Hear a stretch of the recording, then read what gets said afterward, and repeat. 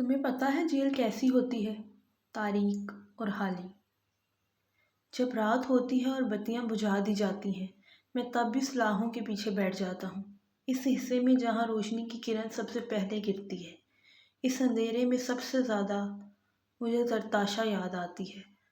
اس کو اندھیرے سے بہت ڈر لگتا تھا۔ وہ رات سوتے وقت بھی ڈریسنگ روم اور ٹیرس کی بتیاں جلا دیتی تھی۔ کہتے ہوئے وہ رکا۔ اب اس کا سر جھکا ہوا تھا اور کھولیاں میز پر رکھی ہوئی تھی۔ دونوں ہاتھوں سے پیشانی کو مسل رہا تھا۔ حنین بس اسے دیکھے جا رہی تھی۔ اور اس نے سر اٹھایا، تھکاوٹ سے چور بائیں جانب دیوار کو دیکھنے لگا۔ کچھ یاد آیا۔ چہرے پر اداسی مسکراہٹ ابھری۔ حنین نے عرصے بعد فارس کو مسکراتے ہوئے دیکھا۔ وہ بہت پیاری تھی حنا۔ جب شادی ہوئی تھی تو مجھے پسند نہیں تھی۔ وہ امیچیور، بچکانہ اور بیوقوف لگتی تھی۔ لیکن ایک دفعہ میں بیمار ہوا تو فجر تک جاگی رہی۔ ہاں، بتیاں اس نے رات میں ہی بجھا دی تھی کہ کہیں میں ڈسٹرب نہ ہو جاؤں۔ اس دن سے وہ مجھے اچھی لگنے لگی۔